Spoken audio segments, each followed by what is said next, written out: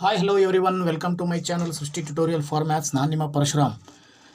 ನಾನು ಇವತ್ತಿನ ದಿನ ಕರ್ನಾಟಕ TETಗೆ ಸಂಬಂಧಪಟ್ಟ ಹಾಗೆ 2017ನೇ ಇಸ್ವಿಯಲ್ಲಿ ನಡೆದಂಥ ಪರೀಕ್ಷೆಯ 2ನೇ ಪತ್ರಿಕೆಯ ಒಂದು ಮ್ಯಾಥಮೆಟಿಕ್ಸ್ ಕ್ವಶನ್ಸನ್ನು ಇವತ್ತಿನ ದಿನ ನಾನು ನಿಮ್ಮ ಜೊತೆ ಹಂಚ್ಕೊಳ್ತಾ ಇದ್ದೀನಿ. ದಯವಿಟ್ಟು ನಮ್ಮ ಚಾನಲ್ ಯಾರು ಸಬ್ಸ್ಕ್ರೈಬ್ ಮಾಡಿಲ್ವೋ ಚಾನಲ್ ಸಬ್ಸ್ಕ್ರೈಬ್ ಮಾಡಿ, ಹಾಗೆಯೇ ಕಮೆಂಟ್ ಮಾಡೋದನ್ನು ಮಾತ್ರ ಮರಿಬೇಡಿ ಅಂತ ಹೇಳ್ತಾ, ಈ ಒಂದು ಕ್ವಶನ್ಸು ಮ್ಯಾಥಮೆಟಿಕ್ಸ್ ಕ್ವಶನ್ಸು ಯಾವುದೇ ಒಂದು ಸ್ಪರ್ಧಾತ್ಮಕ ಪರೀಕ್ಷೆಗೂ ಕೂಡ ತುಂಬ ಹೆಲ್ಪ್ ಆಗುತ್ತೆ ಅಂತ ಹೇಳ್ತಾ ಈಗ ನಾನು ಕ್ಲಾಸ್ ಶುರು ಮಾಡ್ತಾ ಇದ್ದೀನಿ. ಇಲ್ಲಿ ಬಂದುಬಿಟ್ಟು ಮೊದಲನೇ ಕ್ವಶನ್ನು, ಫಸ್ಟ್ ಕ್ವಶನ್ ಏನು ಹೇಳುತ್ತೆ ಅಂತ ನೋಡೋಣ. ಈಗ ಒಂದನೇ ಪ್ರಶ್ನೆ ಹೇಳುತ್ತೆ, ಯಾವ 4 ಅಂಕಿಯ ದೊಡ್ಡ ಸಂಖ್ಯೆಯನ್ನು 88ರಿಂದ ಸಂಪೂರ್ಣವಾಗಿ ಭಾಗಿಸಬಹುದು? ನೋಡಿ, ಇಲ್ಲಿ 4 ಅಂಕಿಯ ದೊಡ್ಡ ಸಂಖ್ಯೆಯನ್ನು 88ರಿಂದ ಸಂಪೂರ್ಣವಾಗಿ ಭಾಗಿಸಬಹುದು ಅಂತ ಪ್ರಶ್ನೆ ಇದೆ. ಇದನ್ನು ನೀವು ಕೊಟ್ಟಿರ್ತಕ್ಕಂಥ ಸಂಖ್ಯೆಗಳಲ್ಲಿ ಇದು ಒಂದು 8888 ಇದೆ, ಇನ್ನೊಂದು 9988, 9768, 9944, ಇವೆರಡರಲ್ಲಿ ಯಾವುದು, ಇವು 4ರಲ್ಲಿ ಯಾವುದು ಡಿವೈಡ್ ಆಗುತ್ತೆ 88ರಿಂದ ಅಂತ ಹೇಳಿದ್ರೆ, ನೀವು ಇದ್ರ ಪ್ರಕಾರ ನೀವು ಸುಲಭವಾಗಿ ಹೆಂಗೆ ಮಾಡ್ಬೋದು ಅಂದರೆ, ನಮಗೆ 4 ಅಂಕಿಯ ದೊಡ್ಡ ಸಂಖ್ಯೆ ಅಂತ ಕೊಟ್ಟಿದ್ದಾರೆ. 4 ಅಂಕಿಯ ದೊಡ್ಡ ಸಂಖ್ಯೆ ಅಂತಂದರೆ ಯಾವುದು ಬರುತ್ತೆ? ನೋಡಿ, ಇಲ್ಲಿ 4 ಅಂಕಿಯ ಅತಿ ದೊಡ್ಡ ಸಂಖ್ಯೆ ಅಂದರೆ 9999. ಇದಾದ ನಂತರ 10,000 ಬರುತ್ತೆ, ಅದು 5 ಅಂಕಿಯ ಸಂಖ್ಯೆ. 9999 ದೊಡ್ಡ ಸಂಖ್ಯೆ. ಇದು ಏನಾದರೂ ಡಿವೈಡ್ ಆಗುತ್ತಾ 88ರಿಂದ? ಅಥವಾ ಡಿವೈಡ್ ಆಗಬೇಕು ಅಂದರೆ ಅದಕ್ಕೆ ಏನಾದರೂ ಆ್ಯಡ್ ಮಾಡಬೇಕಾ ಅಥವಾ ಸಬ್ಟ್ರ್ಯಾಕ್ಟ್ ಮಾಡಬೇಕಾ ಅನ್ನೋದನ್ನು ನೀವು ವೆರಿಫೈ ಮಾಡಬೇಕಾಗತ್ತೆ. ಈಗ 88ರಿಂದ ನೀವು ಡಿವೈಡ್ ಮಾಡ್ತಾ ಹೋದರೆ 88 ಒಂದಲೇ 88, ರಿಮೈಂಡರ್ ಬಂದು 11 ಉಳಿಯುತ್ತೆ. 9 ಕೆಳಗಡೆ ಇಳಿಸ್ಕೊಳ್ಳಿ, ಮತ್ತೆ 88 ಒಂದಲೇ 88, ಆಗ ನಿಮಗೆ ರಿಮೈಂಡರ್ ಬಂದುಬಿಟ್ಟು 31 ಉಳಿಯುತ್ತೆ.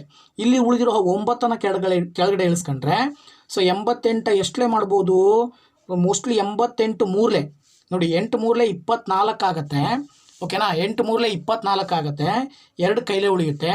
ಹಾಗೆಯೇ ಮತ್ತೆ 8 ಮೂರಲೆ 24, 2 26, 264 ಬಂತು. ಈಗ 9ರಲ್ಲಿ 4 ಕಳೆದ್ರೆ ನಿಮಗೆ 5 ಬರುತ್ತೆ, 1ರಲ್ಲಿ 6 ಹೋಗಲ್ಲ, 11ರಲ್ಲಿ 6 ಕಳೆದ್ರೆ ನಿಮಗೆ 5 ಉಳಿಯುತ್ತೆ, ಇಲ್ಲಿ 0 ಉಳಿಯುತ್ತೆ. ಈಗ 55 ಶೇಷ ಉಳಿತು. ಈಗ ಇದು ಕಂಪ್ಲೀಟ್ ಡಿವೈಡ್ ಆಗಿದ್ರೆ ಶೇಷ ಉಳಿಬಾರ್ದಿತ್ತು. ಶೇಷ ಉಳಿತಾ ಇದೆ ಅಂದರೆ ನೀವು ಸ್ವಲ್ಪ ಯೋಚನೆ ಮಾಡಿದರೆ ಏನು ಮಾಡ್ಬೋದು? ಈ ಸಂಖ್ಯೆ ಇದೆಯಲ್ಲ 9999ರಲ್ಲಿ 55 ಕಳೆದು ಬಿಟ್ರೆ ನಿಮಗೆ ಇಲ್ಲಿ ಬರುವ ಸಂಖ್ಯೆ ಅದು 8ರಿಂದ 100% ಡಿವೈಡ್ ಆಗುತ್ತೆ. ಈಗ ನೀವು 9ರಲ್ಲಿ 5 ಕಳೆದ್ರೆ ನಿಮಗೆ ಎಷ್ಟು ಬರುತ್ತೆ? 4 ಬರುತ್ತೆ. ಇಲ್ಲೂ ಕೂಡ 9ರಲ್ಲಿ 5 ಕಳೆದ್ರೆ 4 ಬರುತ್ತೆ. ಇದು 9 ಹಾಗೆ ಉಳಿಯುತ್ತೆ. ಅಲ್ಲಿಗೆ 9944 88ರಿಂದ ಡಿವೈಡ್ ಆಗುವಂತಹ ಅತಿ ದೊಡ್ಡ ಸಂಖ್ಯೆ ಆಗುತ್ತೆ. ಅದ್ರ ಪ್ರಕಾರ ನೀವು ಇಲ್ಲಿ ಏನು ಬರೀಬೋದು? 4ನೇ ಆಪ್ಷನ್ ಸರಿಯಾದ ಉತ್ತರ ಆಗುತ್ತೆ. ಓಕೆನಾ? ಇದಾದ ನಂತರದಲ್ಲಿ ನೆಕ್ಸ್ಟ್ ಪ್ರಶ್ನೆ ಬಂದ್ಬಿಟ್ಟು, 40ಕ್ಕಿಂತ ಕಡಿಮೆ ಇರುವ ಅವಿಭಾಜ್ಯ ಸಂಖ್ಯೆಗಳು ಎಷ್ಟು? ನೋಡಿ, 40ಕ್ಕಿಂತ ಕಡಿಮೆ ಅವಿಭಾಜ್ಯ ಸಂಖ್ಯೆಗಳು ಅಂದರೆ ಏನು? ನೋಡಿ, ಇಲ್ಲಿ ನಾನು ಅವಿಭಾಜ್ಯ ಸಂಖ್ಯೆಗಳ ಲಿಸ್ಟ್ ಮಾಡಿದ್ದೀನಿ. ಅವಿಭಾಜ್ಯ ಸಂಖ್ಯೆಗಳು ಅಂತ ಯಾವಾಗ ಹೇಳ್ತೀವಿ ಅಂದರೆ, ಒಂದು ಮತ್ತು ಅದೇ ಸಂಖ್ಯೆಯನ್ನು ಬಿಟ್ಟು ಬೇರೆ ಯಾವುದೇ ಸಂಖ್ಯೆಯಿಂದ ಡಿವೈಡ್ ಆಗಬಾರ್ದು, ಅಂತಹ ಸಂಖ್ಯೆಗಳನ್ನು ಅವಿಭಾಜ್ಯ ಸಂಖ್ಯೆ ಅಂತ ಕರಿತೀವಿ. ಈಗ ಇಲ್ಲಿ ನಾವು ತೊಗೊಂಡ್ರೆ 2 ಇದೆಯಲ್ಲ, 1 ಮತ್ತು 2 ಬಿಟ್ಟರೆ ಬೇರೆ ಸಂಖ್ಯೆಗಳಿಂದ ಡಿವೈಡ್ ಆಗಲ್ಲ. ಅದೇ ರೀತಿ ಎಲ್ಲ ಸಂಖ್ಯೆಗಳು 3, 5, 7, 11, 13, 17, 19, 23, 29, 31, 37 ಇವೆಲ್ಲವೂ ಕೂಡ 1 ಮತ್ತು ಅದೇ ಸಂಖ್ಯೆ. ಉದಾಹರಣೆ 17 ತಗೊಳ್ಳಿ, 17 ಇದೆಯಲ್ಲ, 1 ಮತ್ತು 17 ಬಿಟ್ಟರೆ ಬೇರೆ ಯಾವ ಸಂಖ್ಯೆಯಿಂದ ಡಿವೈಡ್ ಆಗಲ್ಲ. ಅಂಥ ಸಂಖ್ಯೆಗಳು ಎಷ್ಟಿದಾವೆ ಇಲ್ಲಿ ಕೌಂಟ್ ಮಾಡಿದರೆ 1 2 3 4 5 6 7 8 9 10 11 12 ಒಟ್ಟು ಸಂಖ್ಯೆಗಳು ಎಷ್ಟು? 12. ಅದ್ರ ಪ್ರಕಾರ ನಿಮಗೆ ಇಲ್ಲಿ ಉತ್ತರ ಯಾವುದಾಗತ್ತೆ? 12 ಅಂತ ಹೇಳಿದ್ರೆ 2ನೇ ಆಪ್ಷನ್ ಸರಿಯಾದ ಉತ್ತರ ಆಗುತ್ತೆ. ಇನ್ನು 3ನೇ ಪ್ರಶ್ನೆ ಬಂದ್ಬಿಟ್ಟು ಥರ್ಡ್ ಕ್ವಶನ್ ಹೇಳುತ್ತೆ, ಎ ಮತ್ತು ಬಿ ನ ಬೆಲೆ ಏನು ಅಂತೇಳಿ ಇಲ್ಲಿ ಕೊಟ್ಟಿದ್ದಾರೆ. ಅವ್ರಿಗೊಂದು 2 AB ಮತ್ತು AB 1 ಇವೆರಡನ್ನ ಕೂಡಿದರೆ ನಿಮಗೆ B1 8 ಬರಬೇಕು.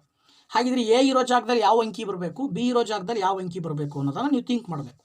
ಇದನ್ನು ನೀವು ಇಲ್ಲಿ ಕೊಟ್ಟಿರುವಂಥ 4 ಆಪ್ಷನನ್ನು ನೋಡಿದರೆ ಇಲ್ಲಿ ನಾವು ಏನು ಮಾಡ್ಬೋದು? ನೋಡಿ, ಇಲ್ಲಿ ನಾನು ಹೆಂಗೆ ಮಾಡ್ಬೋದು ಇಲ್ಲಿ ಅಂದರೆ, ಈ ಉದಾಹರಣೆಗೆ ಇಲ್ಲಿದೆ ಸರಿನಾ? ಇಲ್ಲಿ ನಾನು ಅದ್ರ ಪ್ರಕಾರನೇ ಕೆಳಗಡೆ ಬರ್ಕೊಂಡಿದ್ದೀನಿ. ಈಗ ಅದನ್ನು ಫಿಲಪ್ ಮಾಡ್ಬೇಕು. ಹೆಂಗೆ ಫಿಲಪ್ ಮಾಡ್ತೀರಾ? ನೋಡಿ, ಇಲ್ಲಿ 8 ಒಂದಿದೆ.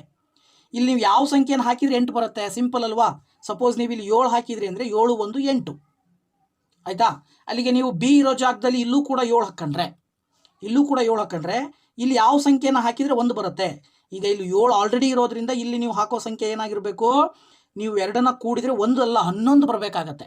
11 ಬರಬೇಕಂದ್ರೆ ಎಷ್ಟು ತೊಗೊಳ್ಬೇಕು? ಇಲ್ಲಿ 4 ತಗೊಳ್ಬೇಕು. ಐ ಥಿಂಕ್ ನೋಡಿ, ಇಲ್ಲಿ 4 ತಗೊಂಡ್ರೆ ನೀವು 4 7 11 ಬರುತ್ತೆ, ಕೈಲೇ 1 ಉಳಿಯುತ್ತೆ. ಹಾಗಿದ್ರೆ ಇಲ್ಲಿ 4 ತೊಗೊಂಡಿದ್ರೆ ಅಂದರೆ ಇಲ್ಲಿ ಎ ಇರೋ ಜಾಗದಲ್ಲಿ 4 ಹಾಕಿದರೆ ಆಗೇನಾಗತ್ತೆ? ಇಲ್ಲಿ 2 ಇದೆ ಆಲ್ರೆಡಿ, ಸರಿನಾ? ಇಲ್ಲಿ 2 ಇದೆ, ಕೆಳಗಡೆ 4, 2 4 ಕೂಡಿದರೆ 6, 6 ಇದು 1 ಕೂಡಿದರೆ ಎಷ್ಟು ಬರುತ್ತೆ? 7. ಸೊ ಬಿ ಇರೋ ಜಾಗದಲ್ಲಿ 7 ಬಂತಲ್ವಾ. ಇದರ ಅರ್ಥ ಏನು, ಎ ಇರೋ ಜಾಗದಲ್ಲಿ 4 ಬರುತ್ತೆ, ಬಿ ಇರೋ ಜಾಗದಲ್ಲಿ 7 ಬರುತ್ತೆ. ಓಕೆನಾ. So that A is equal to ಎಷ್ಟು 4, ಬಿ ಈಸ್ ಈಕ್ವಲ್ ಟು 7. 4 ಮತ್ತು 7 ಮೂರನೇ ಆಪ್ಷನ್ ಸರಿಯಾದ ಉತ್ತರ ಆಗುತ್ತೆ. ಓಕೆನಾ. ಇದಾದ ನಂತರದಲ್ಲಿ ನೆಕ್ಸ್ಟ್ ಪ್ರಶ್ನೆ ಬಂದ್ಬಿಟ್ಟು, ನೆಕ್ಸ್ಟ್ ಪ್ರಶ್ನೆ ಯಾವುದು ನೋಡಿ, ಇಲ್ಲಿ ಪ್ರಶ್ನೆ ಕೊಟ್ಟಿದ್ದಾರೆ ಈ ರೀತಿ ಇದೆ. ಏನು ಹೇಳುತ್ತೆ, ಕೆಳಗೆ ಕೊಟ್ಟಿರುವ ಚಿತ್ರವು ಯಾವ ಗಣತೀಯ ಕ್ರಿಯೆಯನ್ನು ಸೂಚಿಸುತ್ತದೆ ಅಂತೇಳಿ.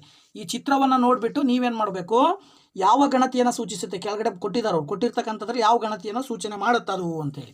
ಸೊ ಇಲ್ಲಿ ನೋಡೋದಾದರೆ ಪ್ರಾರಂಭ 0ಯಿಂದ ಪ್ರಾರಂಭ ಮಾಡಿದಾರಲ್ಲ ಅಲ್ಲಿಂದ ತಗೊಳ್ಳಿ. ಇಲ್ಲಿ 0ಯಿಂದ ಪ್ರಾರಂಭ ಅಂದರೆ ಮುಂದಕ್ಕೆ ಬಂದಿದೆ ಅಂದರೆ 0ಯಿಂದ ಮುಂದ್ಗಡೆ ಅಂದರೆ ಇಲ್ಲಿ +4 ಇದೆ ಅಂತ ಅರ್ಥ.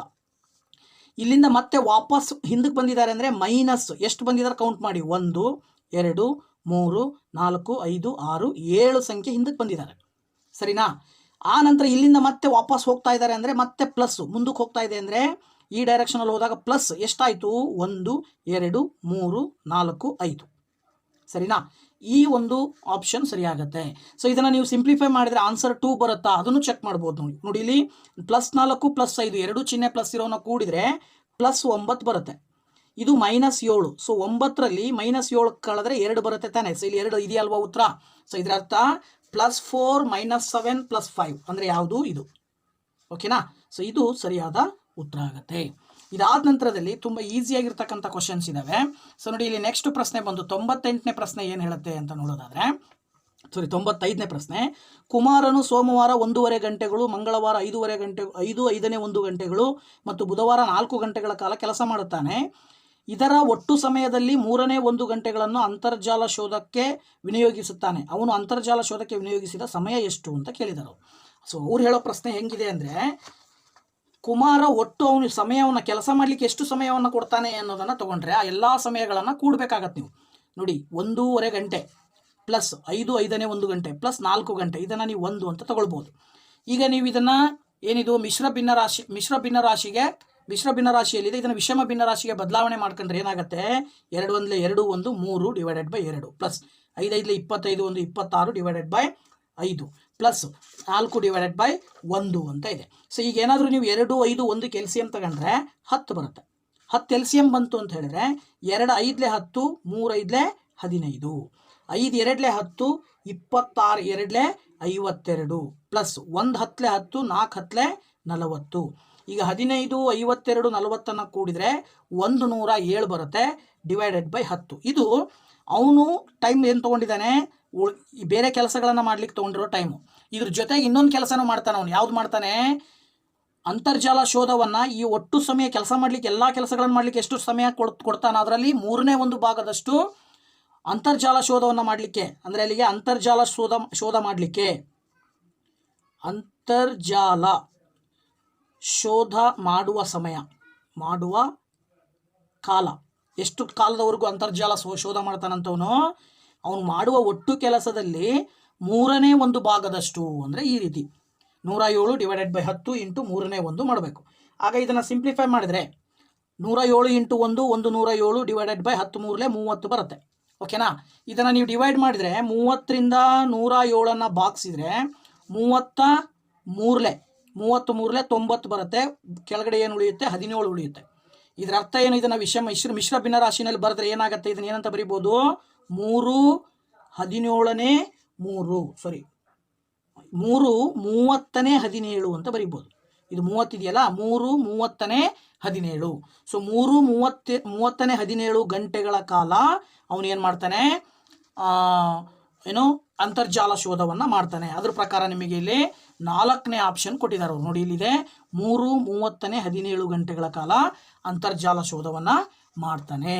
ಇದಾದ ನಂತರದಲ್ಲಿ ನೆಕ್ಸ್ಟ್ ಪ್ರಶ್ನೆ ಬಂದ್ಬಿಟ್ಟು 96ನೇ ಪ್ರಶ್ನೆ ಇದೆ ಇಲ್ಲಿ. ಸೊ 96ನೇ ಪ್ರಶ್ನೆ ಏನು ಹೇಳುತ್ತೆ ನೋಡೋದಾದರೆ, 60 ವಿದ್ಯಾರ್ಥಿಗಳಿರುವ ತರಗತಿಯಲ್ಲಿ 4ನೇ 1ರಷ್ಟು ವಿದ್ಯಾರ್ಥಿಗಳು ವಿಜ್ಞಾನವನ್ನು ಅಭ್ಯಾಸ ಮಾಡಲು, 3ನೇ 2ರಷ್ಟು ವಿದ್ಯಾರ್ಥಿಗಳು ಆಂಗ್ಲ ಭಾಷೆಯನ್ನು ಅಭ್ಯಾಸ ಮಾಡಲು ಮತ್ತು ಇನ್ನುಳಿದ ವಿದ್ಯಾರ್ಥಿಗಳು ಗಣಿತವನ್ನು ಅಭ್ಯಾಸ ಮಾಡಲು ಇಷ್ಟಪಡುತ್ತಾರೆ. ಒಟ್ಟು ವಿದ್ಯಾರ್ಥಿಗಳಲ್ಲಿ ಗಣಿತವನ್ನು ಅಭ್ಯಾಸ ಮಾಡಲು ಇಷ್ಟಪಡುವ ವಿದ್ಯಾರ್ಥಿಗಳ ಸಂಖ್ಯೆ ಎಷ್ಟು ಅಂತ ಕೊಟ್ಟಿದ್ದಾರೆ. ಸೊ ಈ ಪ್ರಶ್ನೆಗೂ ಕೂಡ ನಾವು ಹೇಗೆ ಸಾಲ್ವ್ ಮಾಡ್ಬೋದು ಅಂದರೆ, ನೋಡಿ ಇಲ್ಲಿ ಒಟ್ಟು ವಿದ್ಯಾರ್ಥಿಗಳ ಸಂಖ್ಯೆ ಕೊಟ್ಟಿದ್ದಾರೆ ಅವರು. ಒಟ್ಟು ವಿದ್ಯಾರ್ಥಿಗಳ ಸಂಖ್ಯೆ ಎಷ್ಟಿದೆ, 60 ಇದೆ. ಅದರಲ್ಲಿ ವಿಜ್ಞಾನ ಇಷ್ಟಪಡುವ ವಿದ್ಯಾರ್ಥಿಗಳ ಸಂಖ್ಯೆ ಭಾಗ ಕೊಟ್ಟಿದ್ದಾರೆ, 4/1 ಭಾಗದಷ್ಟು ವಿದ್ಯಾರ್ಥಿಗಳು ಏನು ವಿಜ್ಞಾನ ಇಷ್ಟಪಡ್ತಾರೆ. ಅಲ್ಲಿ ಒಟ್ಟು ವಿದ್ಯಾರ್ಥಿಗಳ ಸಂಖ್ಯೆ ಏನಾಗುತ್ತೆ ಇಂಟು 60 ಮಾಡಬೇಕು. ವಿದ್ಯಾರ್ಥಿಗಳ ಒಟ್ಟು ಸಂಖ್ಯೆಯನ್ನು ಇಂಟು ಮಾಡಿದರೆ 4ರಿಂದ 60 ಭಾಗಿಸಿದರೆ 4 1 4, 2 ಉಳಿತು, 4 5 20, 15 ಆಯಿತು. ಅದೇ ರೀತಿ ಆಂಗ್ಲ ಭಾಷೆಯನ್ನು ಇಷ್ಟಪಡುವವರು 3/2 ಭಾಗ ಇಂಟು 60. ಸೊ 3/2 ಭಾಗ ಇಂಟು 60 ಮಾಡಿದರೆ 3ರಿಂದ 60 ಭಾಗಿಸಿದರೆ ನಿಮಗೆ 20 ಬರುತ್ತೆ. 23 60. ಅಲ್ಲಿಗೆ ಒಟ್ಟು ವಿಜ್ಞಾನ ಇಷ್ಟಪಡುವ ವಿದ್ಯಾರ್ಥಿಗಳ ಸಂಖ್ಯೆ ಆಂಗ್ಲ ಇಷ್ಟಪಡುವ ವಿದ್ಯಾರ್ಥಿಗಳ ಸಂಖ್ಯೆಯನ್ನು ಕೂಡಿದರೆ ಎಷ್ಟಾಯಿತು? 2 1 3 35 ಆಯಿತು. ಆಯಿತಾ? ಸೊ ಈ ಒಂದು ಒಟ್ಟು ವಿದ್ಯಾರ್ಥಿಗಳ ಸಂಖ್ಯೆಯನ್ನು ನಾವು ತೊಗೊಂಡ್ರೆ ಇಲ್ಲಿ 2 ಇದೆಯಲ್ವಾ, ಸಾರಿ ಇಲ್ಲೊಂದು 2 ಇದೆ ನೋಡಿ. 2ರಿಂದ ಈ 20 ಗುಣಿಸಿದರೆ 40 ಬರುತ್ತೆ. ಒಟ್ಟು 3 20 60, 22 40. ಅಲ್ಲಿ ಒಟ್ಟು ವಿದ್ಯಾರ್ಥಿಗಳ ಸಂಖ್ಯೆ ಎಷ್ಟಾಯಿತು? 55 ವಿದ್ಯಾರ್ಥಿಗಳಾದರು. ಕನ್ನಡ ವಿಜ್ಞಾನ ಇಷ್ಟಪಡೋರು ಮತ್ತು ಆಂಗ್ಲ ಭಾಷೆ ಇಷ್ಟಪಡೋರು. ಒಟ್ಟು ವಿದ್ಯಾರ್ಥಿಗಳಲ್ಲಿ ಆ ಎರಡು ವಿಷಯವನ್ನು ಇಷ್ಟಪಡೋರ ಸಂಖ್ಯೆಯನ್ನು ಕಳೆದು ಬಿಟ್ಟರೆ ನಿಮಗೆ ಏನು ಬರುತ್ತೆ? ಗಣಿತ ಇಷ್ಟಪಡುವಂತಹ ವಿದ್ಯಾರ್ಥಿಗಳ ಸಂಖ್ಯೆ ಸಿಗುತ್ತೆ. ಸರಿನಾ? ಸೊ ಅಲ್ಲಿಗೆ ನೋಡಿ, ಒಟ್ಟು ವಿದ್ಯಾರ್ಥಿಗಳಲ್ಲಿ -55 ಅಂದರೆ ಅದರ ಅರ್ಥ ಏನು? 60 ಒಟ್ಟು ವಿದ್ಯಾರ್ಥಿಗಳು. ಸರಿನಾ? 60 ಒಟ್ಟು ವಿದ್ಯಾರ್ಥಿಗಳು, ಅದರಲ್ಲಿ 55 ಕಳೆದ್ರೆ ಎಷ್ಟು ಉಳಿತು? 5 ವಿದ್ಯಾರ್ಥಿಗಳು ಉಳಿದ್ರು. ಸೊ ಅಲ್ಲಿಗೆ ಗಣಿತ ಇಷ್ಟಪಡುವ ವಿದ್ಯಾರ್ಥಿಗಳ ಭಾಗ ಕೇಳಿದರೆ ಅವರು ವಿದ್ಯಾರ್ಥಿಗಳು 5. ಆ 5 ವಿದ್ಯಾರ್ಥಿಗಳನ್ನು ನಾವು ಭಿನ್ನರಾಶಿಯ ರೂಪದಲ್ಲಿ ಹೇಗೆ ಹೇಳ್ಬೋದು? ಒಟ್ಟು ವಿದ್ಯಾರ್ಥಿಗಳ ಸಂಖ್ಯೆಯನ್ನು ಕೆಳಗಡೆ ಬರೀಬೇಕು, ಮೇಲ್ಗಡೆ ಒಟ್ಟು ಉಳಿದಿರೋ ವಿದ್ಯಾರ್ಥಿಗಳ ಸಂಖ್ಯೆ ಬರೀಬೇಕು. ಅಲ್ಲಿಗೆ 60ನೇ 5 ಅಂತ ಬರೀಬೋದು ನಾವು. ಇದನ್ನೇನಾದರೂ ನೀವು ಇನ್ನೂ ಸಿಂಪ್ಲಿಫೈ ಮಾಡಿದ್ರೆ 5ರಿಂದ 60 ಭಾಗಿಸಿದ್ರೆ 5 1 5 12 ಅಲ್ಲಿ ಏನು ಬರುತ್ತೆ ಉತ್ತರ? 12ನೇ 1. 12ನೇ 1 ಭಾಗದಷ್ಟು ವಿದ್ಯಾರ್ಥಿಗಳು ಗಣಿತ ವಿಷಯವನ್ನು ಕಲೀಲಿಕ್ಕೆ ಇಷ್ಟಪಡ್ತಾ ಇದ್ದಾರೆ ಅಂತ ಅರ್ಥ ಆಗುತ್ತೆ. ಅದ್ರ ಪ್ರಕಾರ ನಿಮಗಿಲ್ಲಿ 12ನೇ 1 ಅಂತ ಇದೆಯಲ್ಲ, ಈ ಆಪ್ಷನ್ ಸರಿಯಾದ ಉತ್ತರ ಆಗುತ್ತೆ. ಓಕೆನಾ? ಈ ಥರ ನೀವು ಸುಲಭವಾದ ವಿಧಾನಗಳನ್ನು ಬಳಸ್ಕೊಂಡು ನೀವೇನು ಮಾಡ್ಬೋದು? ಈ ಥರದ ಪ್ರಶ್ನೆಗಳನ್ನು ನಾವು ಸಾಲ್ವ್ ಮಾಡ್ಬೋದು. ಜೊತೆಗೆ ಸ್ಪರ್ಧಾತ್ಮಕ ಪರೀಕ್ಷೆಗಳಿಗೂ ಕೂಡ ನಾವು ತಯಾರಿಯನ್ನು ಮಾಡಬಹುದು. ನೋಡಿ, ನೆಕ್ಸ್ಟ್ ಬಂದ್ಬಿಟ್ಟು ಏನು ಕ್ವಶನ್ ಇದೆ ಅಂತ ಹೇಳಿದ್ರೆ 97ನೇ ಪ್ರಶ್ನೆ ಹೇಳುತ್ತೆ, ಸಮೀಕರಣ 2x³ minus x² minus px minus 2 = 0ಗೆ x - 2 ಅಪವರ್ತನವಾಗಿದೆ. ಹಾಗಿದ್ರೆ p ನ ಬೆಲೆ ಏನು? ಇದು ಸಮೀಕರಣವನ್ನು ನೋಡಿದಾಗ ನಿಮಗೆ ಇಲ್ಲಿ ಏನು ಮಾಡಬಹುದು? ಪಾಲಿನಾಮಿಯಲ್ಸ್ ಅಂತ ಬರ್ತವೆ ನಮಗೆ. ಆ ಒಂದು ಪಾಲಿನಾಮಿಯಲ್ಸನ್ನು ಹೇಗೆ ಸಾಲ್ವ್ ಮಾಡೋದು ಅನ್ನೋದನ್ನು ನಾವು ತಿಳ್ಕೊಂಡಿದ್ರೆ ಖಂಡಿತವಾಗ್ಲೂ ಕೂಡ ನಾವು ಇದನ್ನು ಏನು ಮಾಡ್ಬೋದು? ಸುಲಭವಾಗಿ ಸಾಲ್ವ್ ಮಾಡ್ಬೋದು. ಓಕೆನಾ? ಸೊ ಈಗ ನೋಡೋಣ ಅದನ್ನು ಹೇಗೆ ಮಾಡ್ಬೋದು ಅಂತ ಹೇಳಿದ್ರೆ, ನೋಡಿ ಇಲ್ಲಿ ಅದನ್ನು ನಾನು ಬರ್ಕೊಂಡಿದ್ದೀನಿ, ಪ್ರಶ್ನೆಯನ್ನು ಈ ರೀತಿ ಬರ್ಕೊಂಡಿದ್ದೀನಿ ನೋಡಿ. x - 2 = 0. ಇದನ್ನು ಬಳಸಿ ಇದನ್ನು ಡಿವೈಡ್ ಮಾಡ್ಬೋದು ಅಂತ. ಇದರ ಅರ್ಥ ಇಲ್ಲಿ x - 2 = 0 ಅಂತ ಆಯ್ತು. x - 2 ನಿಂದ ಇದು ಸಂಪೂರ್ಣವಾಗಿ ಭಾಗ ಆಗುತ್ತೆ ಅಂದರೆ ಆಗ ಶೇಷ 0 ಬರುತ್ತೆ. ಸೊ ಶೇಷ 0 ಬರೋದ್ರಿಂದ x - 2 = 0 ಅಂತ ಹೇಳ್ಬೋದು. ಆಗೇನಾಗುತ್ತೆ? ಇದು ಎಕ್ಸ್ನ ಬೆಲೆಯನ್ನು ಪಡ್ಕೊಳ್ಬೋದು ನೀವು. -2 ಏನಾದರೂ ಈ ಕಡೆ ತೊಗೊಂಡು ಬಂದರೆ, ರೈಟ್ ಸೈಡಿಗೆ ತಗೊಂಡ್ಬಂದರೆ -2 ಇದ್ದಿದ್ದು ಈ ಕಡೆ ಬಂದರೆ +2 ಆಗುತ್ತೆ. ಅದನ್ನು ಇಲ್ಲಿ 2ನ ಇಲ್ಲಿ ಅಪ್ಲೈ ಮಾಡಿಬಿಟ್ರೆ p ವ್ಯಾಲ್ಯೂ ಸಿಗುತ್ತೆ. ನೋಡಿ, ಇಲ್ಲಿ 2 × 2³ ಮೈನಸ್ 2² ಮೈನಸ್ p × 2 -2 = 0. ಈಗ 2 × 2³ ಬಂದರೆ 2ನ್ನು ಕ್ಯೂಬ್ ಮಾಡಿದರೆ 2 2 4, 4 2 8, 8 2 16 ಬಂತು. ಇಲ್ಲಿ 2ನ್ನು 2 ಸರಿ ಗುಣಿಸಿದರೆ 4 ಬರುತ್ತೆ. ಇಲ್ಲಿ 2 ಮತ್ತು p ಗುಣಿಸಿದರೆ 2p ಉಳಿಯುತ್ತೆ. -2 = 0. ಈಗ 16ರಲ್ಲಿ 4ನ್ನು ಕಳೆದ್ರೆ 12 ಬಂತು. 12ರಲ್ಲಿ 2ನ್ನು ಕಳೆದ್ರೆ ನಿಮಗೆ 10. ಸರಿ ಅಲ್ವಾ? ಸೊ 10 ಬಂತು. 10 ಈಸ್ ಈಕ್ವಲ್ ಟು ಈ -2ನ ಈ ಕಡೆ ತಗೊಂಬಂದರೆ +2p ಆಯಿತು. -2p ಈ ಕಡೆ ತಗೊಂಬಂದರೆ +2p. ಈಗ ನಿಮಗೆ p ಮಾತ್ರ ಬೇಕು ಅಂದರೆ 2ನ ಈ ಕಡೆ ತೊಗೊಂಡ್ಬರ್ಬೋದು. ಸೊ 2 ಈ ಕಡೆ ಬಂದಾಗ 10/2 ಆಯಿತು. ಇಲ್ಲಿ ಈಕ್ವಲಿಂದ ಈ ಕಡೆಗೆ p ಉಳಿತು. 2ರಿಂದ 10 ಭಾಗಿಸಿದರೆ 5 ಬರುತ್ತೆ. ಸೊ ಇದು p ನ ಬೆಲೆ ಆಗಿರುತ್ತೆ. p ನ ಬೆಲೆ ಬಂದ್ಬಿಟ್ಟು ಎಷ್ಟು ಬಂತು ನಿಮಗೀಗ? 5. ಓಕೆನಾ? ಸೊ ಅದ್ರ ಪ್ರಕಾರ 5 ಈಸ್ ದ ರೈಟ್ ಆನ್ಸರ್. ಓಕೆನಾ? Option 3 is the correct answer. ಇದಾದ ನಂತರ ನೆಕ್ಸ್ಟ್ ಪ್ರಶ್ನೆ 98ನೇ ಪ್ರಶ್ನೆ ಇದೆ. 98ನೇ ಪ್ರಶ್ನೆ ಏನು ಹೇಳುತ್ತೆ? 5x² - 6x + 7 = 0 ಸಮೀಕರಣದ ಮೂಲ ಸ್ವರೂಪ ಏನು? ಸೊ ಈ ಮೂಲ ಸ್ವರೂಪಗಳನ್ನು ಕಂಡುಹಿಡಿಬೇಕು ಅಂತ ಅಂದಾಗ ಇದು ಒಂದು ವರ್ಗ ಸಮೀಕರಣ. ಇದು ನೋಡಿದ ತಕ್ಷಣ ಹೇಳ್ಬೋದು. ಸೊ ವರ್ಗ ಸಮೀಕರಣ ಅಂದ ತಕ್ಷಣ ನಮಗೆ ಈ ಥರದ ಒಂದು ನಿಯಮ ಬರುತ್ತೆ ನೋಡಿ. ವರ್ಗ ಸಮೀಕರಣದ ಒಂದು ಸ್ಟ್ಯಾಂಡರ್ಡ್ ಫಾರ್ಮ್ ಅಂತ ಕರಿತೀವಿ ನಾವು ಇದನ್ನು. ಯಾವುದೇ ಒಂದು ವರ್ಗ ಸಮೀಕರಣ ಅಂದರೆ ಅದು ax² + bx + c = 0 ಈ ರೂಪದಲ್ಲಿ ಇರುತ್ತೆ. ಅದ್ರ ಪ್ರಕಾರ ನಾವಲ್ಲಿ a ಅಂದರೆ 5 ಅಂತ ಹೇಳ್ಬೋದು, b ಇರೋ ಜಾಗದಲ್ಲಿ -6 ಇದೆ, c ಇರೋ ಜಾಗದಲ್ಲಿ 7 ಇದೆ. ನಮ್ಮ ಹತ್ರ ಡೆಲ್ಟಾ ಅಂತ ಬರುತ್ತೆ, ಒಂದು ಡಿಸ್ಕ್ರಿಮಿನೆಂಟ್ನ ಬೆಲೆ ಬರುತ್ತೆ. Delta is equal to b² - 4ac ಅಂತ ಅಪ್ಲೈ ಮಾಡ್ತೀವಿ.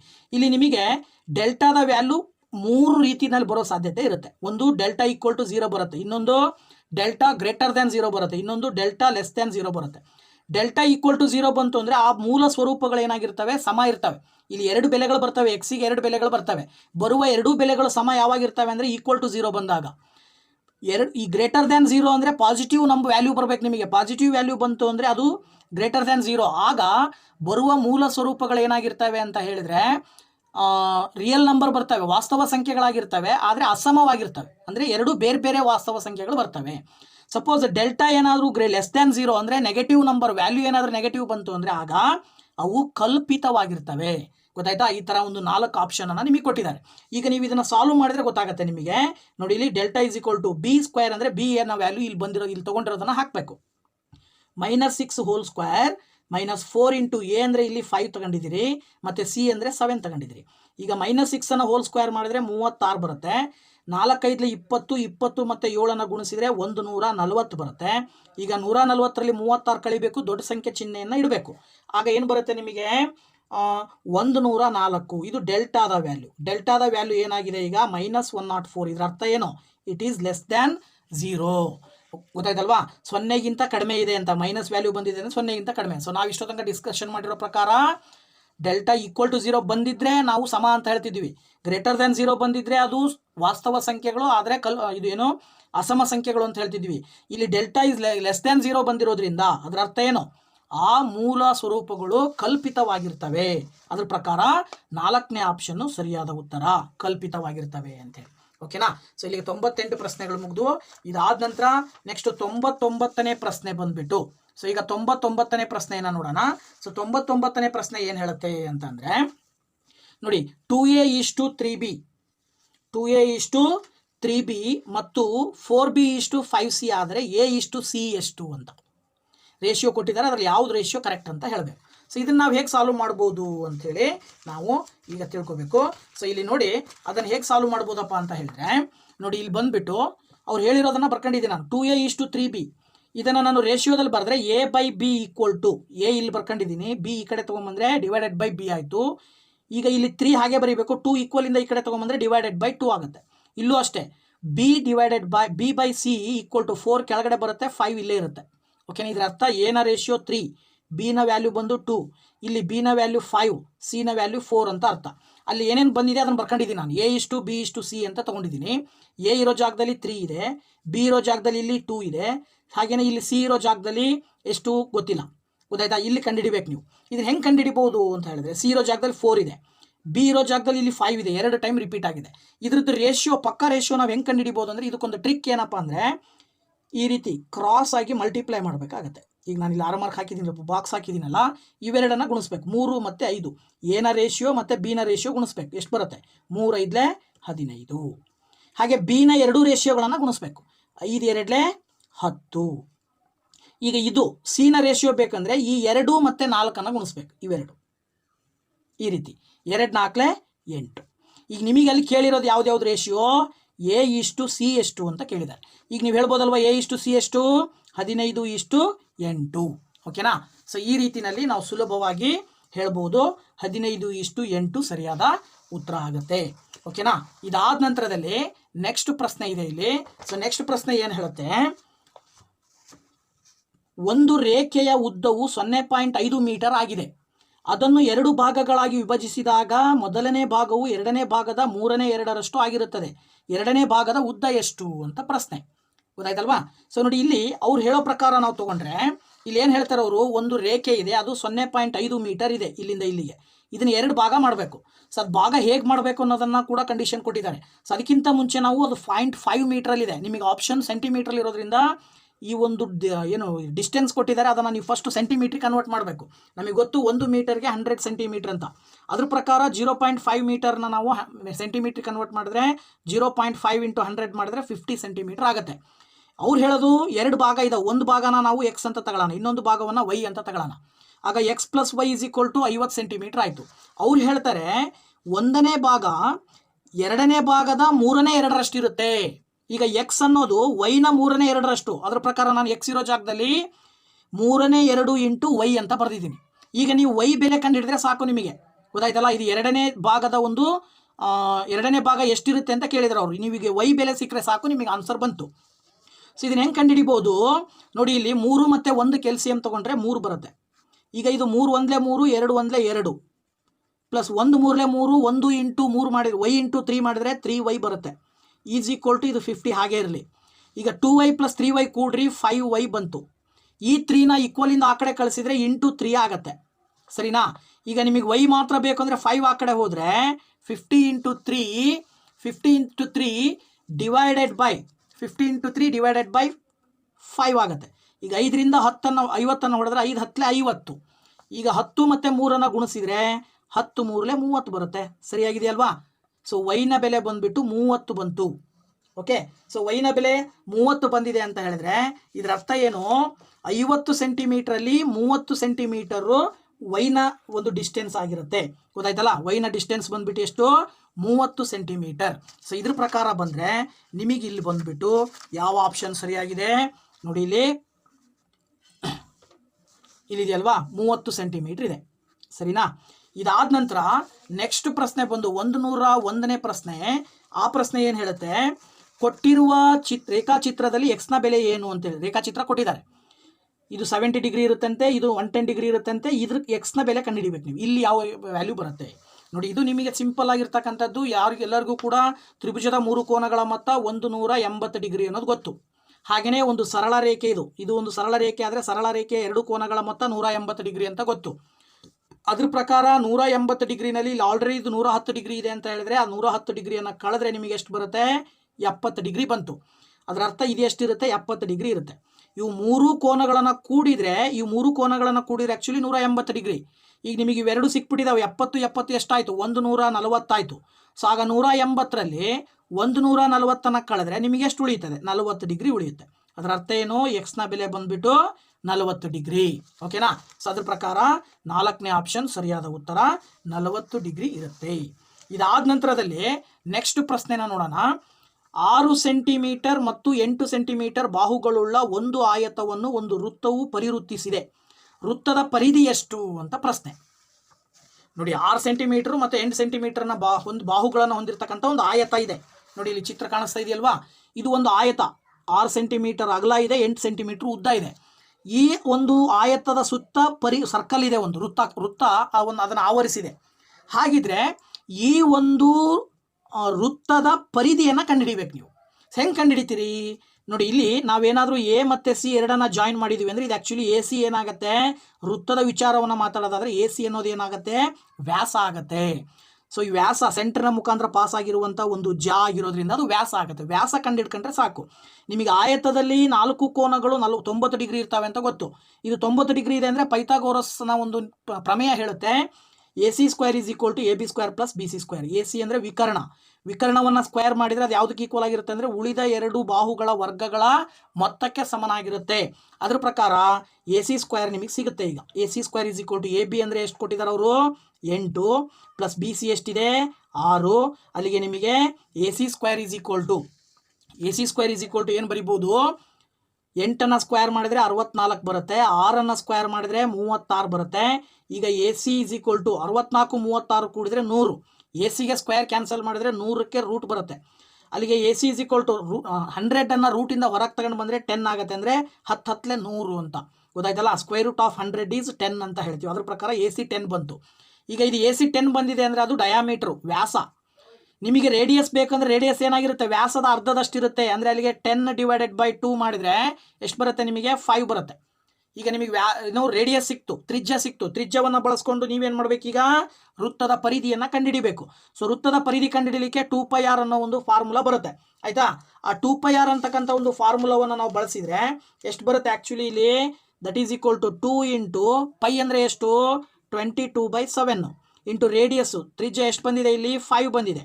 ಇದಿಷ್ಟನ್ನು ಸಿಂಪ್ಲಿಫೈ ಮಾಡಿದ್ರೆ 2 ಇಂಟು 22 ಇಂಟು 5 ಗುಣಿಸಿದರೆ 220 ಬರುತ್ತೆ, ಡಿವೈಡೆಡ್ ಬೈ 7 ಆಗುತ್ತೆ. ಸೊ ಈ 220 ನೀವೇನಾದರೂ 7ರಿಂದ ಡಿವೈಡ್ ಮಾಡಿದರೆ 7 3 21, 1 ಉಳಿತು 10 ಆಯಿತು. ಮತ್ತೆ 7 ಅಂದರೆ 7 ಎಷ್ಟಾಯಿತು, ಇನ್ನೆಷ್ಟು ಉಳಿತು, 3 ಉಳಿತು, ಪಾಯಿಂಟ್ ಹಾಕಿದರೆ 30 ಆಯಿತು, ಮತ್ತೆ 7 4 28, ಮತ್ತೆ 2 ಹಿಂಗೆ ಕಂಟಿನ್ಯೂ ಆಗುತ್ತೆ ಸರಿನಾ. 31.42 ಹಿಂಗೆ ಮುಂದೆ ಹೋಗುತ್ತೆ. ಇದ್ರ ನಿಯರೆಸ್ಟ್ ನಾವು ಹೇಳೋದಾದರೆ ನಿಮಗೆ ಕೊಟ್ಟಿರೋ ಆಪ್ಷನ್ನಿನ ಪ್ರಕಾರ 31.4 ಮೀಟರ್ ಅನ್ನೋದನ್ನ ಆಪ್ಷನ್ ಕೊಟ್ಟಿದ್ದಾರೆ. ಸೊ ಅಲ್ಲಿ ಕೊಟ್ಟಿರ್ತಕ್ಕಂಥ ಆಪ್ಷನ್ನ ನೋಡಿದರೆ ಇಲ್ಲಿ ನೋಡಿ ಇದೆ ಏನು 31.4 ಆಯ್ತಲ್ವಾ. ಇದಾದ ನಂತರದಲ್ಲಿ ನೆಕ್ಸ್ಟ್ ಪ್ರಶ್ನೆಗೆ ಹೋಗೋಣ. ಈಗ 103ನೇ ಪ್ರಶ್ನೆ ಬಂದ್ಬಿಟ್ಟು ಏನು ಹೇಳುತ್ತೆ, ಒಂದು ನಿಯಮಿತ ಪಂಚಭುಜಾಕೃತಿಯಲ್ಲಿ ಎಷ್ಟು ಸಮರೂಪತೆಯ ರೇಖೆಗಳಿವೆ. ತುಂಬ ಸಿಂಪಲ್ ಆಗಿರ್ತಕ್ಕಂಥ ಒಂದು ಪ್ರಶ್ನೆ ಇದು. ಏನಪ್ಪ ಇದು ಪ್ರಶ್ನೆ ಅಂದರೆ, ಒಂದು ನಿಯಮಿತ ಇದು ನಮಗೆ ಗೊತ್ತಿರಬೇಕು. ಸಮಮಿತಿಯ ಬಹುಭುಜಾಕೃತಿಯ ಬಾಹುಗಳ ಸಂಖ್ಯೆಯು ಸಮರೂಪತೆಯ ಸಂಖ್ಯೆಗೆ ಸಮ ಇರುತ್ತೆ.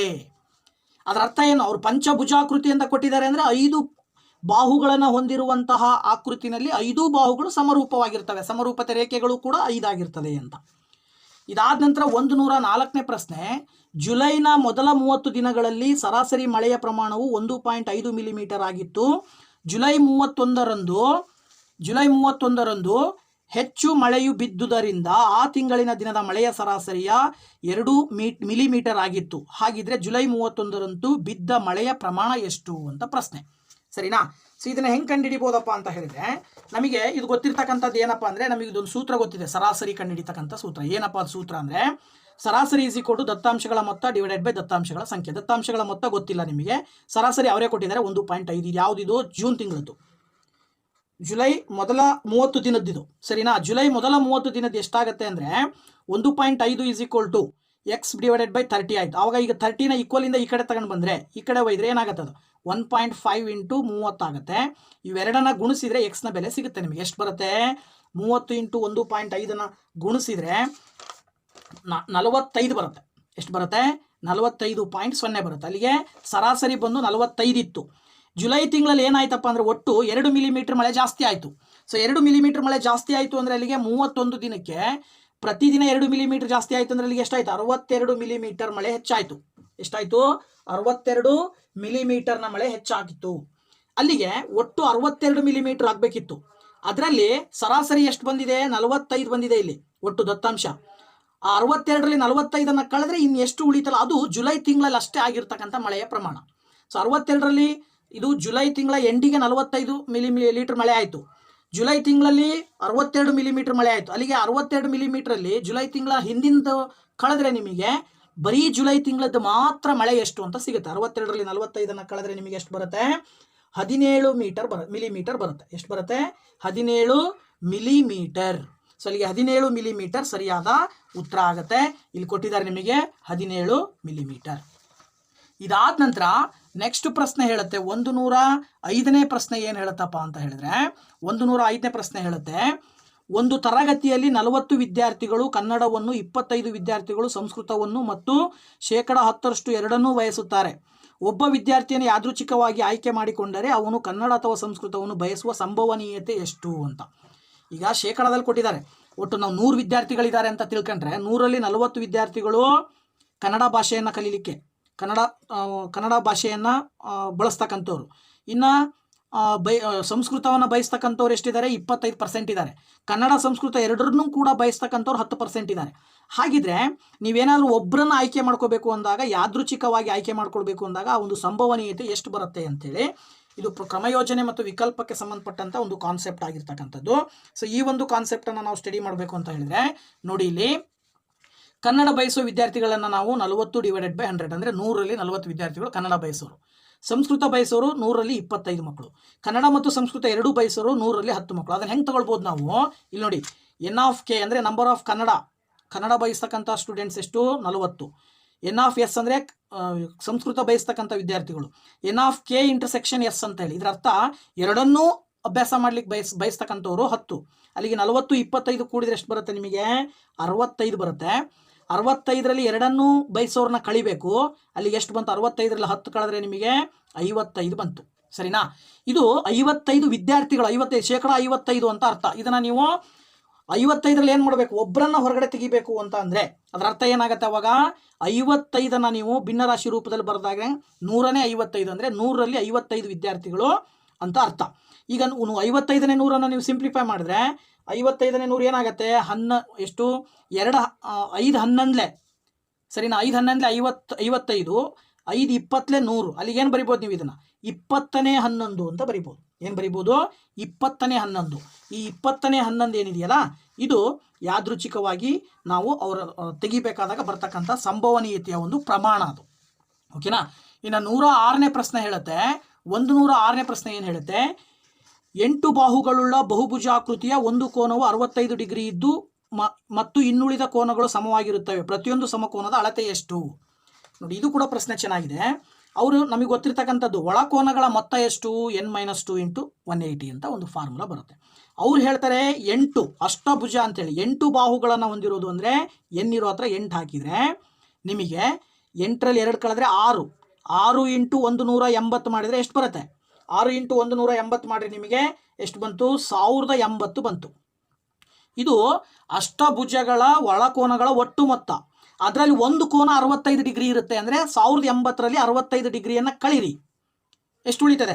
1080ರಲ್ಲಿ 65 ಡಿಗ್ರಿ ಕಳೆದ್ರೆ ನಿಮಗೆ 1015 ಡಿಗ್ರಿ ಉಳಿತು. ಇನ್ನು ಒಟ್ಟು 8 ಕೋನಗಳಿದ್ದಾವೆ, ಅದರಲ್ಲಿ ಒಂದು ಕೋನ ತೆಗೆದ್ರೆ ಇನ್ನೆಷ್ಟು ಕೋನ ಉಳಿದು? 7. ಆ 7 ಸಮಕೋನಗಳು ಅಂತ ಹೇಳ್ತಾರೆ. ಅದರ ಅರ್ಥ ಉಳಿದಿರುವಂತಹ ಕೋನ ಎಷ್ಟಿದೆ? 1015 ಡಿಗ್ರಿ ಇದೆ. ಇದನ್ನು 7ರಿಂದ ಡಿವೈಡ್ ಮಾಡಬೇಕು, 7 ಭಾಗ ಮಾಡಬೇಕು. ಅಂದರೆ 7ರಿಂದ 1015 ನೀವು ಬಾಗಿಸಿದ್ರೆ 145 ಡಿಗ್ರಿ ಬರುತ್ತೆ. ಎಷ್ಟು ಬರುತ್ತೆ? 145 ಡಿಗ್ರಿ. ಅದರ ಅರ್ಥ ಇಲ್ಲಿದೆ 4ನೇ ಆಪ್ಷನ್ ಸರಿಯಾದ ಉತ್ತರ. ಇದಾದ ನಂತರ 107ನೇ ಪ್ರಶ್ನೆ ಹೇಳುತ್ತೆ 10 ಸೆಂಟಿಮೀಟರ್ ವ್ಯಾಸವಿರುವ ಒಂದು ಅರ್ಧ ವೃತ್ತಾಕಾರದ ತಟ್ಟೆಯ ಪರಿಧಿ ಅಂತೇಳಿ. ನೋಡಿ, ವ್ಯಾಸ ಕೊಟ್ಟಿದ್ದಾರೆ ಅವರು, ಹೌದಾ? 10 ಸೆಂಟಿಮೀಟರ್. ಅದನ್ನು ರೇಡಿಯಸ್ಸಿಗೆ ತಗೊಂಡ್ರೆ, ತ್ರಿಜ್ಯಕ್ಕೆ ತಗೊಂಡ್ರೆ ನಿಮಗೆ ಡಿವೈಡೆಡ್/2 ಮಾಡಿದ್ರೆ ಬಂದ್ಬಿಡುತ್ತೆ. ಈಗ ವೃತ್ತದ ಪರಿಧಿ ಕಂಡಿಡ್ಕೊಳ್ಳಿ. ಫಸ್ಟು ವೃತ್ತದ ಪರಿಧಿ ಅಂತ ಹೇಳಿದ್ರೆ 2πr ಫಾರ್ಮುಲಾ, ಅದಕ್ಕೆ ಅಪ್ಲೈ ಮಾಡಿದ್ರೆ 2 × 22/7 ಇಂಟು ರೇಡಿಯಸ್ ಬಂದ್ಬಿಟ್ಟು ಎಷ್ಟಾಗುತ್ತೆ? 10/2.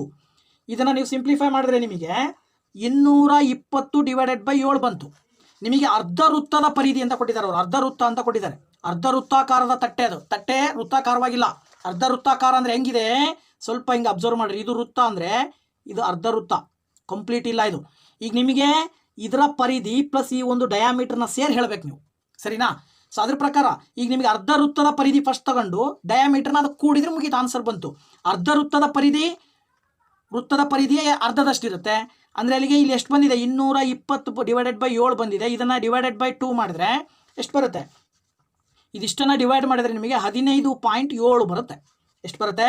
15.7 ಸೆಂಟಿಮೀಟರ್ ಬರುತ್ತೆ. ಇದಕ್ಕೆ ನೀವು ಏನು ಸೇರಿಸ್ಬೇಕು? ತಟ್ಟೆಯ ಒಟ್ಟು ಪರಿಧಿ = ಅರ್ಧ ವೃತ್ತದ ಪರಿಧಿ ಪ್ಲಸ್ ವ್ಯಾಸ. ಈ ವ್ಯಾಸವನ್ನು ಸೇರಿ ಹೇಳಬೇಕು, ಸರಿನಾ? ಈ ವ್ಯಾಸ ಇದನ್ನು ಈಗ ಇಲ್ಲಿ 15.7 ಏನು ಬಂದಿದೆ ಇದಿಷ್ಟು ಮಾತ್ರ. ಅದು ಇದ್ರ ಜೊತೆಗೆ ವ್ಯಾಸನೂ ಕೂಡ ಸೇರಿಸ್ಬೇಕು ಅಂದರೆ 15.7ಕ್ಕೆ ಪ್ಲಸ್ ವ್ಯಾಸ ಎಷ್ಟು ಕೊಟ್ಟಿದ್ದಾರೆ? ಅವರೇ ಕೊಟ್ಬಿಟ್ಟಿದ್ದಾರೆ. ಎಷ್ಟು? 10. ಅದ್ರ ಪ್ರಕಾರ ಇಲ್ಲಿ 10 ಹಾಕಿದರೆ 25.7 ಬಂತು. ಎಷ್ಟು ಬಂತು? 25.7. ಸೊ ಎರಡನೇ ಉತ್ತರ ಸರಿಯಾಗಿದೆ, 25.7. ಓಕೆನಾ. ಇದಾದ ನಂತರದಲ್ಲಿ ನೆಕ್ಸ್ಟ್ ಪ್ರಶ್ನೆ ಬಂದು 108ನೇ ಪ್ರಶ್ನೆ ಇದೆ ನಮ್ಮ ಹತ್ರ. ಸೊ ಈ 108ನೇ ಪ್ರಶ್ನೆ ಏನು ಹೇಳುತ್ತೆ? ಕೆಳಗೆ ಕೊಟ್ಟಿರುವ ದತ್ತಾಂಶಗಳಿಗೆ ಕ್ಷೇತ್ರದ ವಿಸ್ತೀರ್ಣ ಎಷ್ಟು? ಇಲ್ಲಿ ದತ್ತಾಂಶ ಕೊಟ್ಟಿದ್ದಾರೆ. ಇದು 10ನೇ ತರಗತಿನಲ್ಲಿ ಹಿಂದಿನ ಸಿಲೆಬಸ್ಸಲ್ಲಿ ಇದ್ದು ಈಗ ಅದನ್ನು ತೆಗೆದು ಹಾಕಿದ್ದಾರೆ. ಆ ಒಂದು ರೇಖೆಯನ್ನು ಬಳಸ್ಕೊಂಡು ಈ ಒಂದು ಏನು ಕೊಟ್ಟಿರ್ತಕ್ಕಂಥ ದತ್ತಾಂಶವನ್ನು ಬಳಸ್ಕೊಂಡು ರೇಖಾಕೃತಿಯನ್ನು ನಾವೇ ರಚನೆ ಮಾಡಬೇಕಿತ್ತು. ಸೊ ಆ ರಚನೆ ಮಾಡ್ತಕ್ಕಂಥದ್ದು ಇವೇನು ಕೊಟ್ಟಿದ್ದಾರೆ ಮೆಜರ್ಮೆಂಟ್, ಅವುಗಳನ್ನು ಬಳಸ್ಕೊಂಡು ರೇಖಾಕೃತಿ ರಚನೆ ಮಾಡಿದರೆ ಅದು ಈ ರೀತಿ ಬರುತ್ತೆ. ಗೊತ್ತಾಯ್ತಾ? ಇದು 1ನೇ ತ್ರಿಭುಜ, ಇದು 2ನೇ ತ್ರಿಭುಜ, 3ನೇ ತ್ರಿಭುಜ, 4ನೇ ತ್ರಿಭುಜ, ಇನ್ನೊಂದು ಏನು ಬರುತ್ತೆ? ಕ್ವಾಡ್ರಿಲ್ಯಾಟರಲ್ ಅಂದರೆ ಚತುರ್ಭುಜ ಬಂದಿದೆ 5ನೇದು. ಈಗ ನೀವು ಈ ತ್ರಿಭುಜಗಳ ವಿಸ್ತೀರ್ಣಗಳನ್ನು 1, 2, 3, 4 ತ್ರಿಭುಜಗಳ ವಿಸ್ತೀರ್ಣದ ಜೊತೆಗೆ ಚತುರ್ಭುಜದ ವಿಸ್ತೀರ್ಣಗಳನ್ನು ಕಂಡು ಹಿಡಿದು ಅವೆಷ್ಟನ್ನು ಕೂಡಿದರೆ ಒಟ್ಟು ಈ ಒಂದು ಏರಿಯಾದ ವಿಸ್ತೀರ್ಣ ಸಿಗುತ್ತೆ ನಿಮಗೆ. ಗೊತ್ತಾಯ್ತಲ್ವಾ? ಸೊ ಈಗ ಅದ್ರ ಪ್ರಕಾರ ನಾನು ಇಲ್ಲಿ ತೊಗೊಂಡಿದ್ದೀನಿ. ಅಲ್ಲಿ ಮೆಜರ್ಮೆಂಟ್ ಏನೇನು ಕೊಟ್ಟಿದ್ದಾರೆ ಅದನ್ನು. 1ನೇದು ಎ ಬಿ ಸಿಯ ವಿಸ್ತೀರ್ಣ ಬೇಕು ಅಂದರೆ ತ್ರಿಭುಜದ ವಿಸ್ತೀರ್ಣಕ್ಕೆ ಒಂದು ಫಾರ್ಮುಲಾ, ½ × ಬೇಸ್ × ಹೈಟ್ ಅಂತೇಳಿ. ಅದ್ರ ಪ್ರಕಾರ 1/2 × 30 × 50 ಅಂತ ಬರುತ್ತೆ. ಸೊ ಅದನ್ನು ನಾವು ಸಿಂಪ್ಲಿಫೈ ಮಾಡಿದ್ರೆ ನಿಮಗೆ ಎಷ್ಟು ಬರುತ್ತಪ್ಪ ಅಂದರೆ 2 15 ಈಗ 15 × 5 ಗುಣಿಸ್ರಿ. 15 5 750. 15 5 75 ಬರುತ್ತೆ. ಪಕ್ಕದಲ್ಲಿ 0 ಅಂದರೆ 750 ಆಯಿತು. ಎರಡನೇದು ಎ ಡಿ ಹೆಚ್ಚು ಅದ್ರದ್ದು ಏನಾಗುತ್ತೆ? 1/2 × 40 × 60. ಇವೆರಡನ್ನು ಬಾಕ್ಸಿದ್ರೆ 26 2 6 12 1200 ಬರುತ್ತೆ. ಇದು ಕೂಡ ಸೇಮ್ ಇರುತ್ತೆ. ಇದು ಕೂಡ 1200 ಬರುತ್ತೆ. ಇದಾದ ನಂತರ ನೆಕ್ಸ್ಟು ಇದು ಯಾವುದು EFG ಮೇಲ್ಗಡೆ ಬರೋದು, ರೈಟ್ ಸೈಡಲ್ಲಿ ಮೇಲ್ಗಡೆ ಬರೋದು, ಅದನ್ನು ಕೂಡ ಬಾಗಿಸಿದ್ರೆ 2 ಹತ್ತಲೆ 30 ಹತ್ತಲೆ 300 ಬರುತ್ತೆ ಇದು. ನೆಕ್ಸ್ಟು ಇನ್ನೊಂದು ಯಾವುದು ಉಳಿತು ಅಂದರೆ ಚತುರ್ಭುಜ ಉಳಿತು. ಈ ಚತುರ್ಭುಜದ ವಿಸ್ತೀರ್ಣವನ್ನು ಕಂಡುಹಿಡಿಯಲಿಕ್ಕೆ ಮತ್ತೊಂದು ಫಾರ್ಮುಲಾ ಬರುತ್ತೆ. ಏನಪ್ಪ ಅಂದರೆ 12 × H × B + A ಅಂತೇಳಿ. ಅದ್ರ ಪ್ರಕಾರ 1/2 × 70 × 60 + 30 ಅಂತೇಳಿ. ಸೊ ಇದ್ರ ಪ್ರಕಾರ ಇಲ್ಲಿ 2 ರಿಂದ 70 ಭಾಗಿಸ್ಬೋದು, 35 ಬರುತ್ತೆ. 60 30 ಕೂಡಿದ್ರೆ 90, 90 × 35 ಗುಣಿಸಿದ್ರೆ ಎಷ್ಟು ಬರುತ್ತೆ? 2800 ಬರುತ್ತೆ. ಈಗ ಇವಿಷ್ಟನ್ನು ಕೂಡಬೇಕು. ಕೂಡಿದ್ರೆ ಏನು ಬರುತ್ತೆ? 0, ಇಲ್ಲಿ 5, ಇಲ್ಲಿ 7 2 9 2 11 3 14 8 22 ಬರುತ್ತೆ.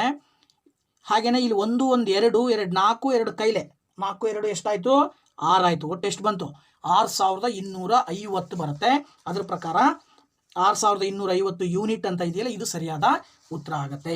ಇನ್ನು 109ನೇ ಪ್ರಶ್ನೆ, 10 ಸೆಂಟಿಮೀಟರ್ ವ್ಯಾಸವಿರುವ ಅರ್ಧ ಗೋಳಾಕಾರದ ಬಟ್ಟಲಿನಲ್ಲಿ ಎಷ್ಟು ಲೀಟರ್ಗಳ ನೀರನ್ನು ಹಿಡಿದಿಡಬಹುದು ಅಂತೇಳಿ. ನೋಡಿ, ಅರ್ಧ ಗೋಳಾಕಾರದಲ್ಲಿದೆ ಬಟ್ಲು. ಸೊ ಅಲ್ಲಿಗೆ ಅರ್ಧ ಗೋಳಾಕಾರ ಅಂದರೆ ಗೋಳದ ಘನಫಲ ಕಂಡುಹಿಡಿಬೇಕು ನೀವು. ಸೊ ನೋಡಿ, ಇಲ್ಲಿ ಅವರು ವ್ಯಾಸ ಕೊಟ್ಟಿದ್ದಾರೆ 10 ಸೆಂಟಿಮೀಟರ್, ಅದನ್ನು ರೇಡಿಯಸ್ಸಿಗೆ ಕನ್ವರ್ಟ್ ಮಾಡಿದರೆ 5 ಸೆಂಟಿಮೀಟರ್ ಆಯಿತು. ಬಟ್ಟಲಿನ ಘನಫಲ ಬಂದು 2/3 × πr³. ಇದು ಏನಿದು ಅರ್ಧ ಗೋಳದ ಘನಫಲವನ್ನು ಕಂಡುಹಿಡಿಯಲಿಕ್ಕೆ ಬಳಸೋ ಒಂದು ಸೂತ್ರ. ಅದ್ರ ಪ್ರಕಾರ ಇಲ್ಲಿ ನೀವು 2/3 × π ವ್ಯಾಲ್ಯೂ ಹಾಕ್ರಿ, 22/7. ರೇಡಿಯಸ್ ಇಲ್ಲಿ ಬಂದಿದೆ 5³ ಅಲ್ಲಿ ಏನಾಗತ್ತೆ? ಇದಿಷ್ಟನ್ನು ಸಿಂಪ್ಲಿಫೈ ಮಾಡಿದ್ರೆ ನಿಮಗೆ ನೋಡಿ 2 ಮತ್ತು 22 ಗುಣಿಸಿದರೆ 44 ಬಂತು. 44 ಡಿವೈಡೆಡ್ ಬೈ 7 3 21 ಇಂಟು 5 × 5 × 5 ಮಾಡಿದರೆ 125 ಬರುತ್ತೆ. ಅಲ್ಲಿಗೆ 21ರಿಂದ 44 ಹೊಡೆದ್ರೆ 2.09 ಇಂಟು 125 ಇದಿಷ್ಟನ್ನು ಗುಣಿಸಿದರೆ 0.26 ಲೀಟರ್ ಬರುತ್ತೆ ವಾಲ್ಯೂಮ್. ಇದೆಷ್ಟು ನೀರು ಹಿಡಿಯುತ್ತೆ ಅಂದರೆ 0.26 ಲೀಟರ್ನಷ್ಟು ನೀರನ್ನು ಹಿಡಿಯುತ್ತದು. ಸರಿನಾ? ಇದಾದ ನಂತರ 110ನೇ ಪ್ರಶ್ನೆ, ಕೊನೆಯ ಪ್ರಶ್ನೆ ಈ ಒಂದು ಪ್ರಶ್ನೆ ಪತ್ರಿಕೆಯಲ್ಲಿ. ಒಂದು ಸಿಲಿಂಡರ್ನ ತ್ರಿಜ್ಯ 7 ಸೆಂಟಿಮೀಟರ್ ಮತ್ತು ಒಟ್ಟು ಮೇಲ್ಮೈ ವಿಸ್ತೀರ್ಣ 968 ಸೆಂಟಿಮೀಟರ್. ಸಿಲಿಂಡರ್ನ ಎತ್ತರ ಎಷ್ಟು ಅಂತ ಕೊಟ್ಟಿದ್ದಾರೆ. ಸಿಲಿಂಡರ್ನ ಎತ್ತರ ಕಂಡುಹಿಡಿಬೇಕು, ವಿಸ್ತೀರ್ಣ ಅವ್ರು ಕೊಟ್ಟಿದ್ದಾರೆ. ಸೊ ಸಿಲಿಂಡರ್ನ ವಿಸ್ತೀರ್ಣ ಕಂಡುಹಿಡಿಯೋ ಸೂತ್ರ ನಮಗೆ ಗೊತ್ತಿರಬೇಕು. ಸೊ ನೋಡಿ, ಕೊಟ್ಟಿರ್ತಕ್ಕಂಥ radius 7 centimetre, total surface area ಕೊಟ್ಟಿದ್ದಾರೆ 968 ಸ್ಕ್ವೇರ್ ಸೆಂಟಿಮೀಟ್ರು. ನೀವು ಹೈಟ್ ಕಂಡುಹಿಡಿಬೇಕು, ಎತ್ತರ ಕಂಡುಹಿಡಿಬೇಕು. ಸೊ ಇದಕ್ಕೆ ಟೋಟಲ್ ಸರ್ಫೇಸ್ ಏರಿಯಾ ಏನು, ಸಿಲಿಂಡರ್ನ ಪೂರ್ಣ ಮೇಲ್ಮೈ ವಿಸ್ತೀರ್ಣ 2πr × r + h ಅನ್ನೋದು ಫಾರ್ಮುಲಾ. ಇಲ್ಲಿ ನೀವು ಅಪ್ಲೈ ಮಾಡೋದಷ್ಟೇ ಕೆಲಸ. ಪೈ ಅಂದರೆ 22/7, ರೇಡಿಯಸ್ ಅಂದರೆ ಎಷ್ಟು? 7. ಇಲ್ಲಿ ಮತ್ತೆ 7 + h ಗೊತ್ತಿಲ್ಲ, ಅದನ್ನು ಕಂಡುಹಿಡಿಬೇಕು ನೀವು. ಗೊತ್ತಾಯ್ತಾ? ಈಗ 7 7 ಕ್ಯಾನ್ಸಲ್ ಆಗುತ್ತೆ. 22 × 2 ಗುಣಿಸಿದರೆ 44 ಬರುತ್ತೆ. ಸರಿನಾ? Into 7 + h. ಈಗ ಇಲ್ಲೇನಿದೆ? 968 ಇದೆ. ಸೊ ಈ 968 ಬರ್ಕೊಂಡ್ರೆ 968 ಈ 44 ಈ ಕಡೆ ತಗೊಂಬಂದರೆ ಡಿವೈಡೆಡ್ ಬೈ 44 ಆಗುತ್ತೆ. ಸರಿನಾ? Divided by 44 is equal to ಇಲ್ಲೇನು ಉಳಿತು? 7 + h ಉಳಿತು. 968ನ್ನು 444ರಿಂದ ನೀವೇನಾದರೂ ಬಾಗಿಸಿದ್ರೆ 22 44 × 22 ಮಾಡಿದ್ರೆ 968 ಬರುತ್ತೆ. Is equal to 7 + h. ಈಗ ನಿಮಗೆ h ಬೇಕಲ್ವಾ? 7 ಆ ಕಡೆ ಕಳಿಸಿದ್ರೆ ಏನಾಗುತ್ತೆ? ಮೈನಸ್ ಆಗುತ್ತೆ. 22 - 7 ಅಲ್ಲಿ h ಈಸ್ ಈಕ್ವಲ್ ಟು 22ರಲ್ಲಿ 7 ಕಳೀರಿ. 22ರಲ್ಲಿ 7 ಕಳೆದ್ರೆ ಎಷ್ಟು ಬರುತ್ತೆ? 15 ಬರುತ್ತೆ. ಗೊತ್ತಾಯ್ತಲ್ವಾ? ಸೊ ಅಲ್ಲಿಗೆ 15 ಸೆಂಟಿಮೀಟರು ಇದೇನಿದು ಆ ಒಂದು ಸಿಲಿಂಡರಿನ ಆಕೃತಿಯ ಹೈಟು ಎಷ್ಟಿದೆ? 15 ಸೆಂಟಿಮೀಟರ್. ಓಕೆನಾ? ಸೊ ಇಲ್ಲಿ ತನಕ ನಮ್ಮ ವಿಡಿಯೋನ ನೋಡಿದ್ದಕ್ಕೆ ತುಂಬ ಥ್ಯಾಂಕ್ಸ್. ಹಾಗೆಯೇ ಈ ವಿಡಿಯೋ ಇಷ್ಟ ಆದರೆ ಲೈಕ್ ಮಾಡಿ, ಶೇರ್ ಮಾಡಿ, ಹಾಗೆಯೇ ಇದರ ಸದುಪಯೋಗವನ್ನು ಪಡ್ಕೊಳ್ಳಿ, ನಿಮ್ಮ ಫ್ರೆಂಡ್ಸ್ಗೂ ಕೂಡ ತಿಳಿಸಿ. ಜೊತೆಗೆ ನಮ್ಮ ಎಲ್ಲ ವೀಡಿಯೋಸ್ನು ನೋಡೋದ್ರ ಮೂಲಕ ನಮಗೆ ಸಪೋರ್ಟ್ ಮಾಡಿ ಅಂತ ಹೇಳ್ತಾ once again thank you very much. ಮತ್ತೆ ಮುಂದಿನ ವೀಡಿಯೋದಲ್ಲಿ ನಿಮ್ಮ ಜೊತೆ ನಾನು ಭೇಟಿ ಆಗ್ತೀನಿ. Thank you very much and bye.